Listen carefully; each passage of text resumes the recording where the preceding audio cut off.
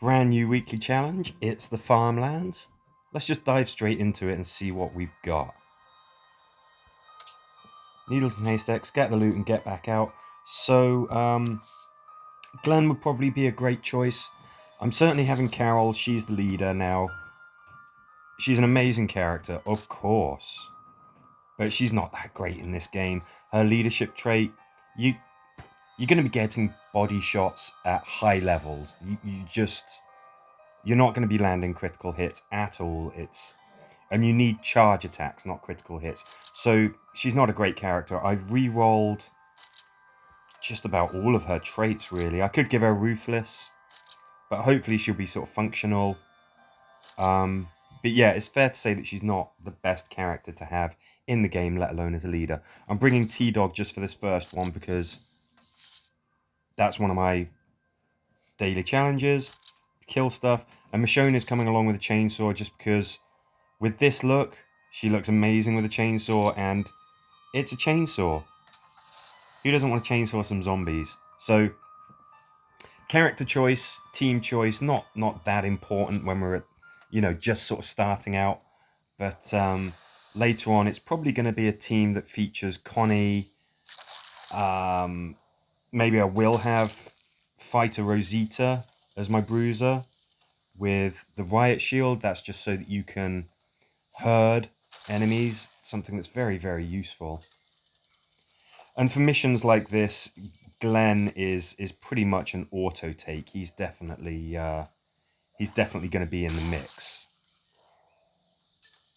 We've got a threat counter, so doing things like this, killing walkers with the saw blade that Carol's got, so that it reduces threat. Very nice. Keeping things quiet by using a melee team. Good idea. I mean, Michonne is kind of a good choice because she can kill something and then potentially have an action left, so she can kill and search something at the same time. That, of course, is Glenn's benefit as well. He can always do that. So for this, that's what we've got. There could be some logic actually at starting here at the back of the map and then moving forward. So you've seen the layout and everything. If you're really struggling, that's definitely something that you can try. Clear the map of the walkers that start on it. Start at the back so that you're moving closer to the side of the map where you exit. I think you could maybe use ranged characters on that, but you haven't got good visibility. It seems like a mission where a melee team is more favourable. It's easy to get up close and personal. Definitely keeping that threat counter down or reducing it if you can. Good idea. As soon as you've found that last crate with something in it, bad guys are going to appear from the right of the map. So yeah, start from the right and move to the left. Open the gate and get out. You'd think I'd have had all of these missions just burned into my memory, that I'd know them by rote by now, but not quite. What have we got? Open the gate. Oh, I think I know this one. We've got to kill 2 more things with T-Dog, don't we? So, yeah, we've got a threat counter, and if I recall, bad guys are just going to start appearing at a certain point when we do something anyway. So, let's keep an eye out for that. Let's see if that's correct.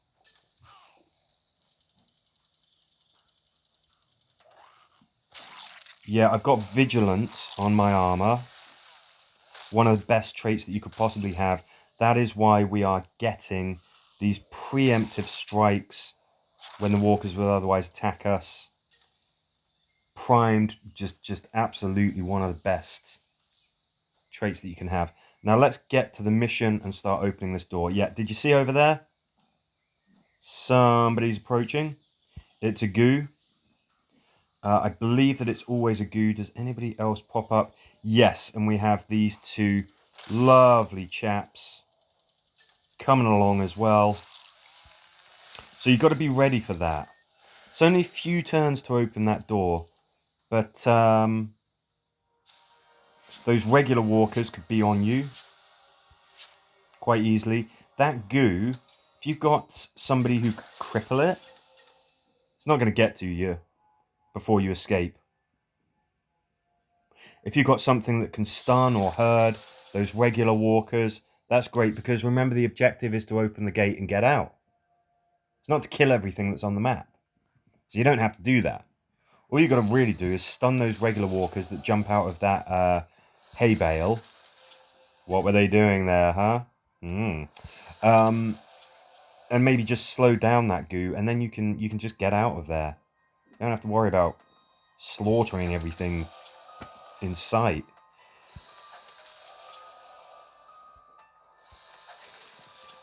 Carol's leadership trait will be useful up to a certain point, and then it will be frankly useless. Take down both of the tough walkers. Okay, I think we need somebody with a bit more punch for that. Conmeister. Yeah, now this is a weapon that I don't use very often. The old tenderizer. I was recently on the official forums, actually having a chat with people. I was asking about, Glenn, Quinn, sorry. I was asking, people's opinions on Quinn and how to use him and everything like that. I had a wonderful response from everybody, actually, on the site. It's a really fantastic, supportive community. Something that came up was a suggestion that the tenderizer, it's a little bit of a dark horse as far as scout weapons go. It's a pretty effective thing if it's used properly. So, okay, I'm going to start. Oh, shoot. Guess what? That was a misclick. Top tip to all you new players: don't misclick. I'm just using the chainsaw, by the way, just because it is a good weapon, but oh, that was easy. I'm using it mostly just because it's fun. Okay, what can you say? So straight off the bat, when you kill your targets, the mission is over. Always a handy thing to know. There's no threat counter as well, so you can be as noisy as you possibly want. Ranged characters might well be an option on that. I remember playing that mission sometimes and shooting those targets on higher levels. Even the regular walkers take a couple of turns to take down. Setting them alight was a very good idea.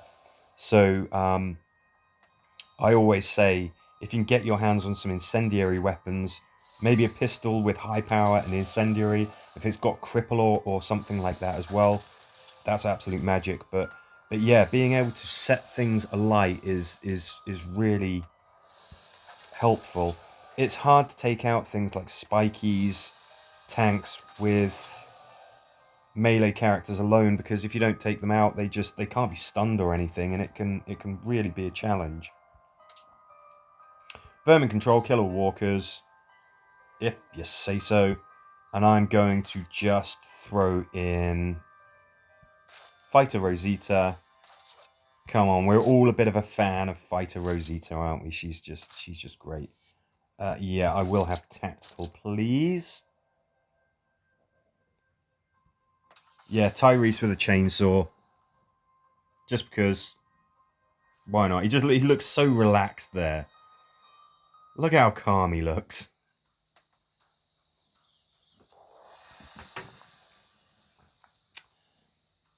Yeah, this is one where I often use a ranged team. You've got goos and things like that. I mean, what I found does often work is just turtling up in the corner, waiting for stuff to come to you, setting stuff alight. you know, it tends to work okay. I'd be interested to hear if anybody else has some other ideas for stuff that really, really works for this. But generally speaking, there's no reason why you can't just do this. Sort of let the walkers come to you instead of waking them up, getting their attention. You got some really tough stuff, you know, a couple of really tough walker types to deal with. Setting them alight, slowing them down. You know, you got options. Let's see. So he doesn't seem to have been made aware of us yet. Okay. Go on, Tyrese. Yeah, so this one it's slightly inelegant, but I found that you can punch through it by using Sasha, Yumiko, and Mercer, turtling up in the corner, maybe not making active attacks against the enemy because that gets their attention, but just letting the Overwatch do the talking, using weapons like hazard shotguns and stuff to push the enemy back.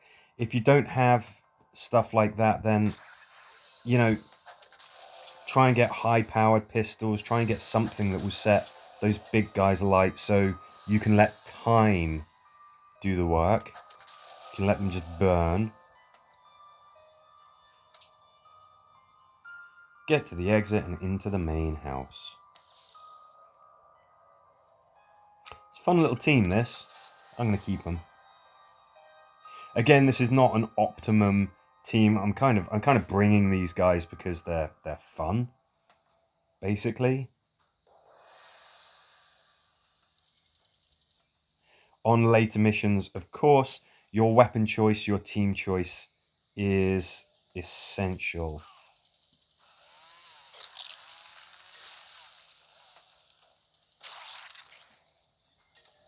So this is a mission where, look, we're trying to get to the exit. So this is where you can start thinking about characters like Beta, Huntsman Daryl. Those kinds of characters who can just rush past walkers without, you know, who can rush past walkers without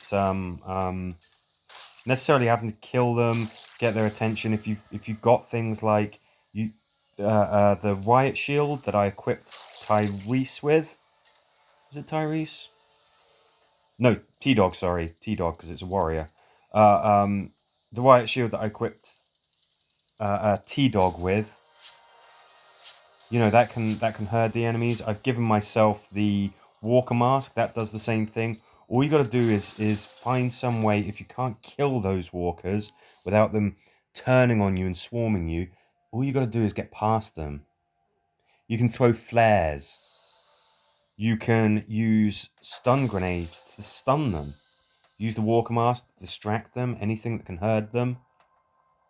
If you really, really can't kill your way through, all you got to do is just run past them without them grabbing you and get to that exit. That's the objective. Hammer and saw, get the loot and get out. Alright, I tell you what, because it's a loot mission, we're actually going to bring our looting expert for once in the old Glenmeister. Yeah, and you know what? Let's make it all scouts all the time. Now, I think we'd do that.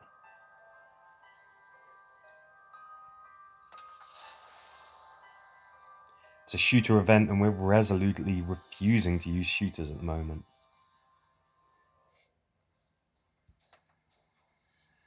What do we got? Okay, threat counter right off the bat. This one, it's not a huge map, but it can take a while because it's what I would call an inefficient map. You can't really get to the bits that you need particularly easily. It's a tricky one, this one, because there's a threat counter, but there's a lot of times when having some patience is kind of important. No, Glenn, you're going up there. No, I want to keep the ability to stay on Overwatch if I may. Obviously, Glenn can move around the map in a much quicker fashion than everybody else because he can search and still do something afterwards. Oh my gosh. Okay. I thought the tenderizer would interrupt. My bad. Well,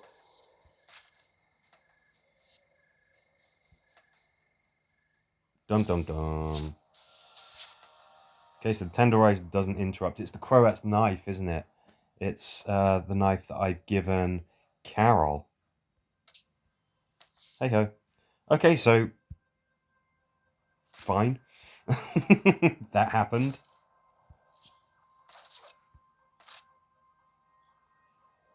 Yeah, I think that Daryl's sexy god, as it's been dubbed, is an absolutely fantastic weapon. I do love maces though. And I guess this is the cost of complacency. Got a little bit too cocky. It's really early doors with these missions, but yeah, even so, like you can't just assume everything's going to be okay.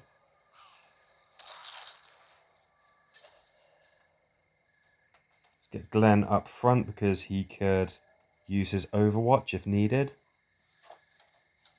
Go down here, see what's in store for us.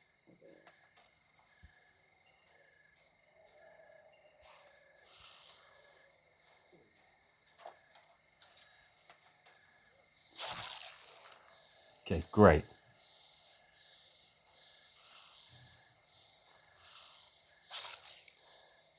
Kill.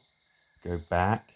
I'm going to be a little bit more cautious. I was just running in, and I was just assuming, hey, look, doesn't matter. I'll kill everything instantly. Nothing's a threat. Bit of a mistake. Now, when we open this, funnily enough, that's not glowing red. Normally, if something has a booby trap, you'll see that it glows red. That one doesn't. But sure enough, a goo will hop out of that truck. Always does. So if you clear the level of walkers first, that makes it a lot easier to deal with him. Now, are we back to the start? Or have we got one mission left? I can't remember.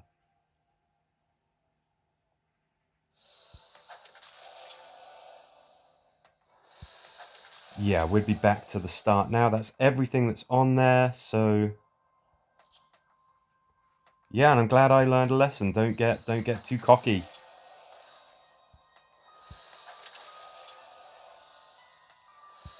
Good job we've got that unlimited gas. So if you go to the trade goods shop, there's a free bundle with unlimited gas. That's probably to make up for the slight mistake that they made with the Guild Wars starting. Make most of that. This is a moderately challenging set of missions. But that unlimited gas is really, really going to help if you do have to retry something. So why not push for an all-time best score? As ever, thank you for watching.